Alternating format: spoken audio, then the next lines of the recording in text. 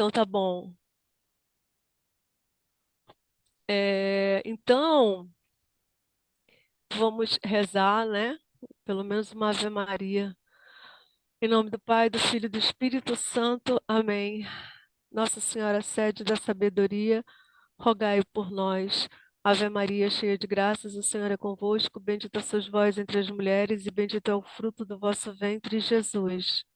Santa Maria, Mãe de Deus, rogai por nós, pecadores, agora e na hora da nossa morte. Amém. Então, a gente vai começar a estudar a vontade humana de Jesus. Então, assim como Jesus tinha duas inteligências, porque ele tem duas naturezas, ele tem duas vontades, a vontade divina e a vontade humana. Se ele não tivesse a vontade humana, ele não teria podido obedecer nem merecer. Olha que interessante. Pois a obediência e o mérito supõem a submissão de uma vontade inferior à outra superior, tá? Então é por isso que Jesus ele precisava ter duas vontades, duas inteligências, porque ele é o Salvador, então ele tem que ter o mérito e a obediência para a redenção, né?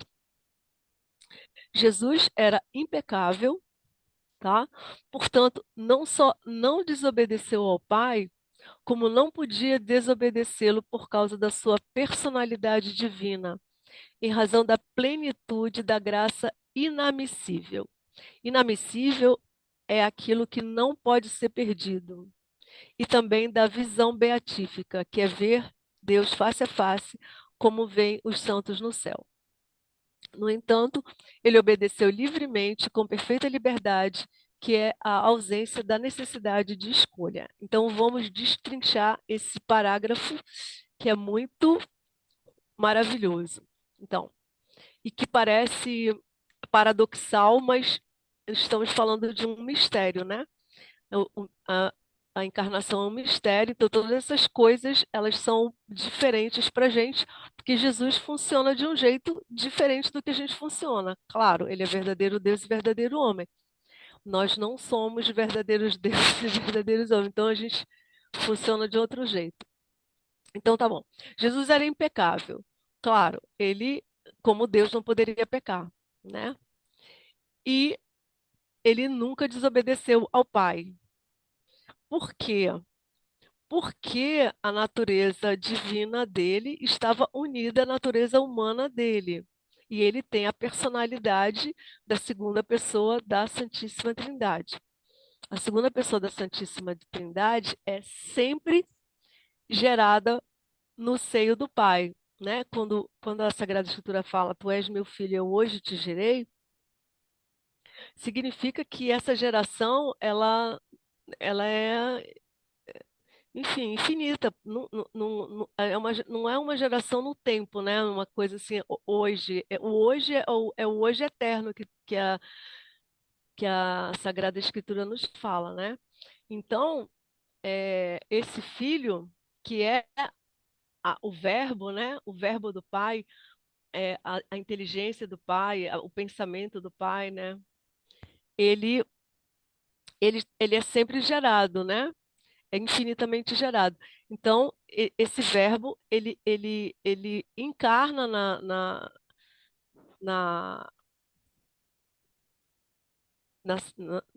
como que eu vou falar? Esse verbo, ele toma a carne de Jesus, né? Que foi feito para isso, né? O corpo dele foi feito para isso, a alma dele foi feita para isso, para receber o verbo de Deus, né? E ele é a segunda pessoa da Santíssima Trindade. Então, ele tem a plenitude da graça, como a gente falou em cima. Nada nele pode aumentar. Tudo nele já é pleno, né? Já é iminente. Então, é, por causa disso, ele não poderia nunca pecar, né? Porque ele é Deus. E, ao mesmo tempo, ele obedeceu o pai dele livremente. E é isso que é incrível do conceito da liberdade que as pessoas usam errado. E a gente tem que ter isso em mente para a gente até e disseminando esse conceito certo que a gente vê até os padres falando errado. A liberdade não é escolher o mal, porque senão Deus seria mal com a gente, né?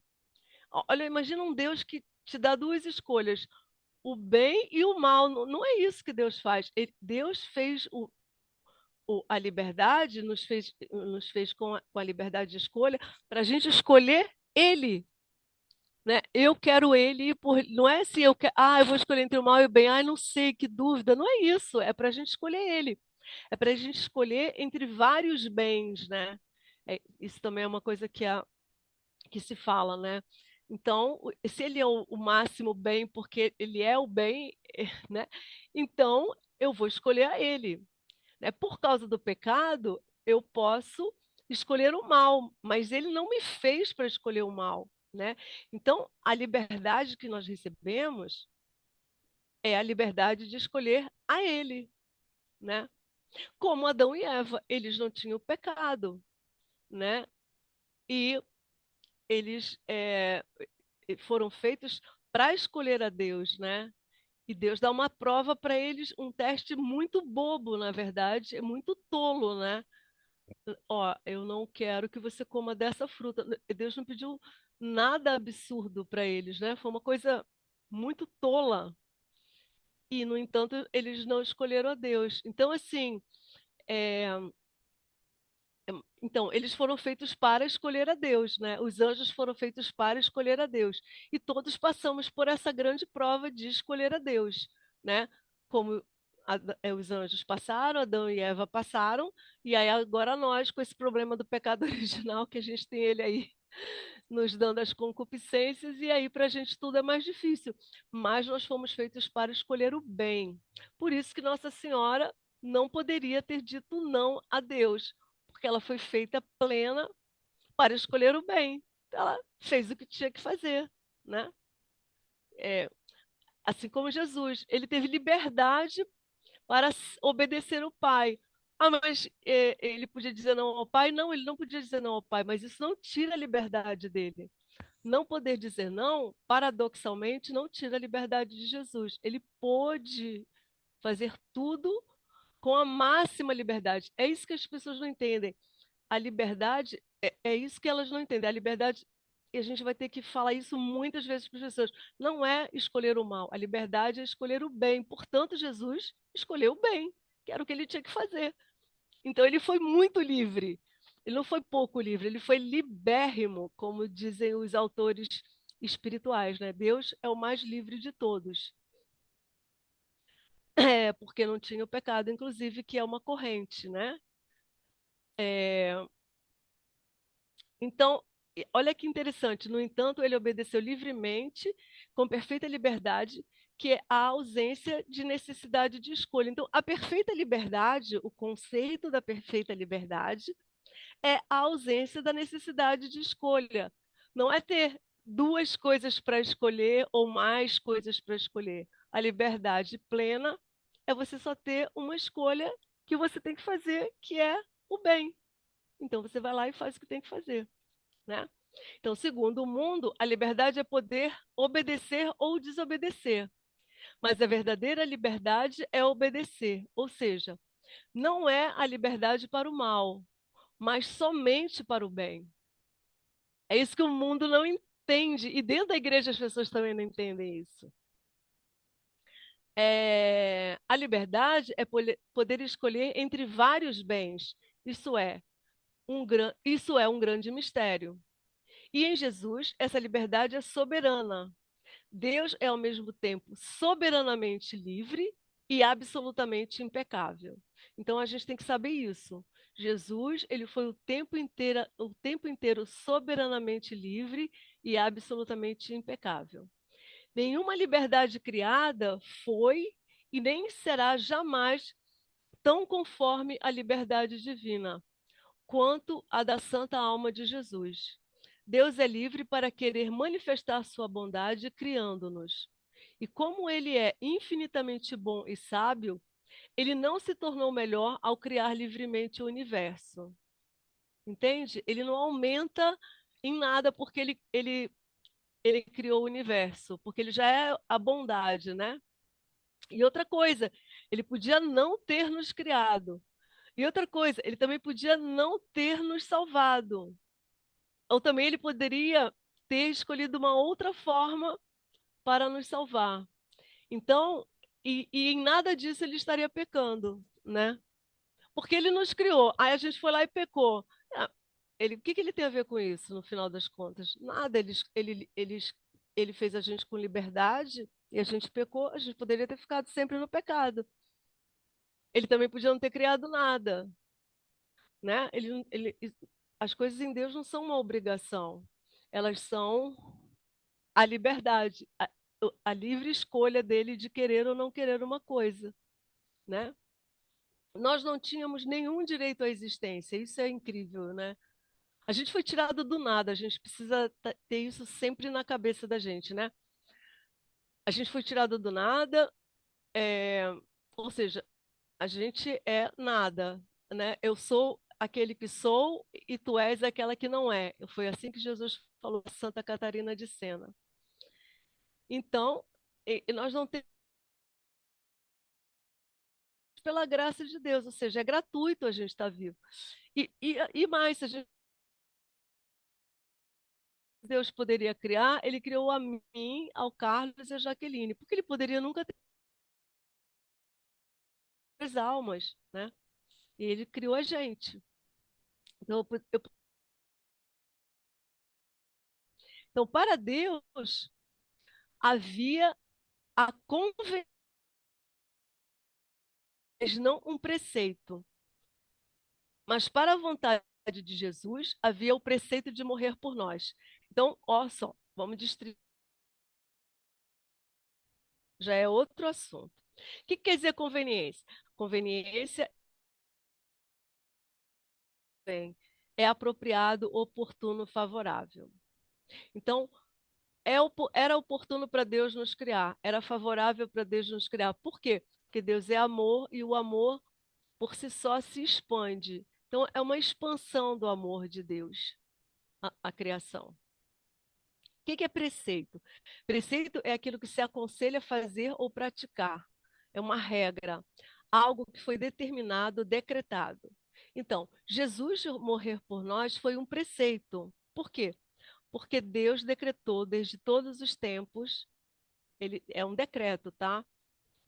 Que o filho dele ia morrer na cruz. Ele sabia que haveria o pecado original e ele já sabia que o remédio seria a morte do filho dele na cruz. Então, não era um preceito para Deus nos criar, mas era um preceito para Jesus morrer por nós. Então, perante o preceito de morrer por nós, para cumprir este dever inevitável, olha só que incrível, morrer por nós era um dever inevitável. E Jesus era livre com a liberdade do bem. Ele não podia desobedecer, mas foi livremente que ele obedeceu. Então, era um preceito, era um dever inevitável. Ainda assim, ele não perdeu a liberdade ao obedecer o Pai. Entende? É um mistério, mas é assim. É paradoxal, mas é assim. E é interessante a gente estudar isso, né? Que é um preceito. Jesus foi criado com um decreto de que ele haveria de morrer. E ele já sabia desde que ele foi criado que era isso que ele tinha que fazer. Tá? Vocês têm alguma pergunta até aqui? Porque às vezes Não, pode. 10 minutos para acabar, tá? Tá. É, a morte horrível na cruz não atraía. Ih, eu escrevi errado. Não atraía Jesus. Olha que interessante. A morte em si não atraía Jesus, porque era uma morte horrorosa e pavorosa. Ela não atraía invencivelmente a vontade humana de Jesus. Havia uma repugnância, olha só, hein? Uma repugnância na sua sensibilidade e toda a sua natureza humana. Havia uma repugnância enorme. E foi por isso que ele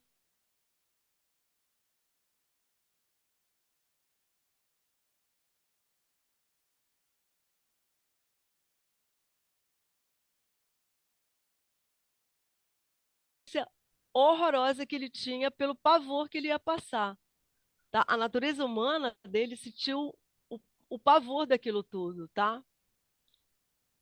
Por outro lado, o que que atraía ele? A bondade do seu pai, porque ele via o pai face a face. Assim como também atraía ele a consumação da sua missão para a libertação das almas. Então, o que que atraiu Jesus? Olha que lindo isso. Foi o amor ao Pai e a consumação da sua missão para libertar as almas.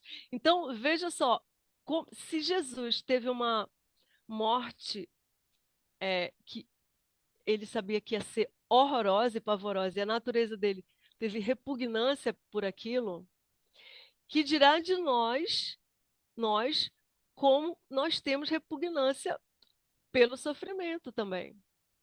Não é só o pecado original que nos faz ter essa repugnância, é porque o sofrimento é uma coisa que nos né, a nossa natureza não gosta, porque nós fomos feitos para Deus, então, para o céu, né, onde não tem nada disso. Assim Deus, né, ele está lá, né, numa sociedade perfeita, né, de amor, Pai, Filho e Espírito Santo, onde não tem isso, ele é inadmissível, não, ou ele é impassível, desculpa. Deus é impassível, ele não pode sofrer. Então, quando ele vem para cá, que tem o sofrimento, né, eu acho que eu falei errado, que o sofrimento não é decorrente do pecado, o sofrimento é decorrente do pecado. Desculpa, vou só corrigir isso. É pelo pecado original, sim, que a gente sofre, né? E, e, e, e é pelo pecado, não pelo pecado original. Jesus não tinha o pecado original, mas a natureza humana dele, só o fato dele ter a mesma natureza humana que nós, faz com que ele tenha repugnância pela dor, né? Não é só pela dor, é pelo